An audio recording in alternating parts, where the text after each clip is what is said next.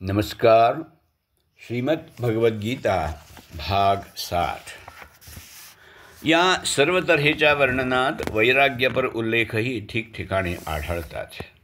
उदाहरणार्थ, भक्त हा सर्व आरंभ परित्यागी म्हणजे आरंभ केलेले सर्व उद्योग सोडणारा आणि अनिकेत म्हणजे घरादाराचा त्याग केलेला असतो.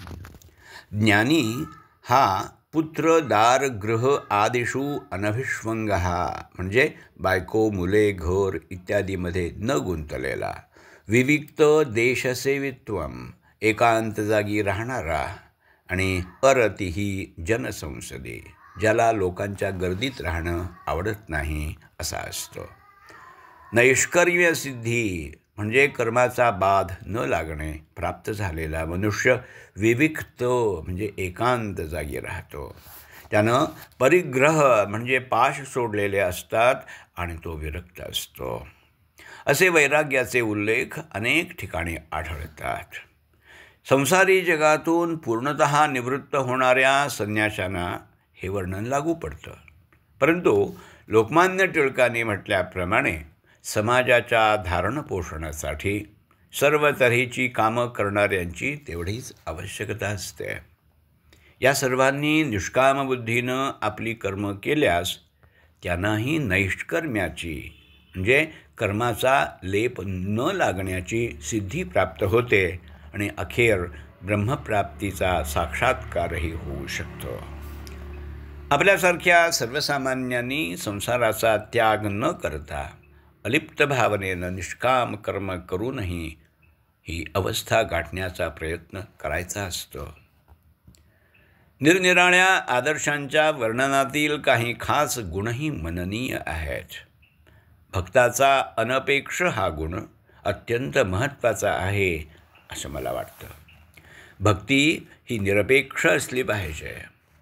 परमेश्वरानं आपल्याला विलक्षण सामर्थ्ययुक्त शरीर, मन आणि बुद्धी या गोष्टी दिलेल्या आहेत. तसंच सर्व तऱ्हेची साधन संपत्तीही विपुल प्रमाणात उपलब्ध करून दिलेली आहे. या सर्वांचा आपण शहाणपणा वापरून आणि समाजाचंच नव्हे तर मानवकुलाचे हित नजरेत ठेवून उपयोग केला तर कुणालाही कशाचीही कमतरता पडणार नाही. पण आळस, अनिर्बंध लोभ, राक्षसी महत्त्वाकांक्षा, मत्सर इत्यादींना बळी पडून आपण संपत्ती, सत्ता, शत्रूचा नाश अशा गोष्टींसाठी देवाला साकडं घालतो. सच्चा भक्त देवाकडं अशी अपेक्षा कधीही ठेवत नाही. ज्ञानी माणसाची काही लक्षणं जी इतरत्र आढळत नाहीत ती पुढील प्रमाणे आहेत. आचार्योपासना म्हणजे गुरुसेवा. ज्ञान मिळवण्यासाठी गुरूंच्या पुढे नतमस्तक होऊन त्यांची सेवा करून त्यांना प्रसन्न करून घेतलं पाहिजे. हा विचार 4थ्या अध्यायातही आलेला आहे.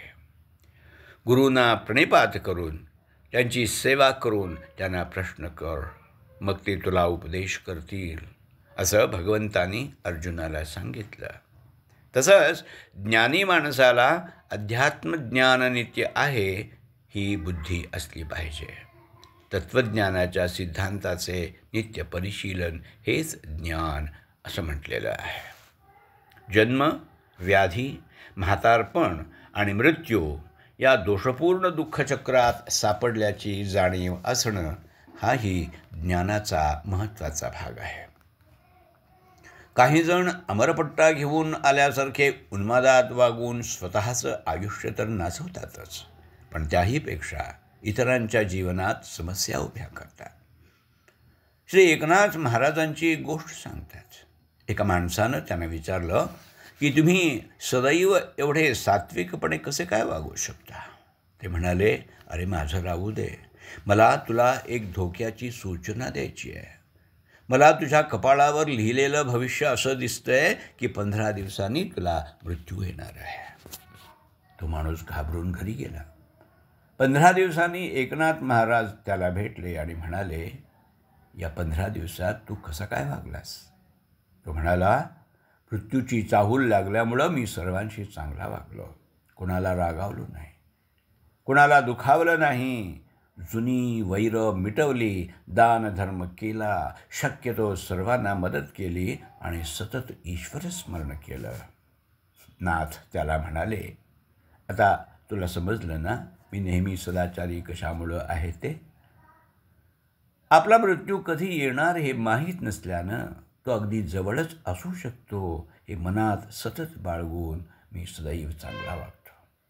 आणि आता तुला खरं सांगायचं तर तुझं मरण आज आहे हे मी तुला जीवनाची योग्य दिशा दाखवण्यासाठी सांगितलं होतं.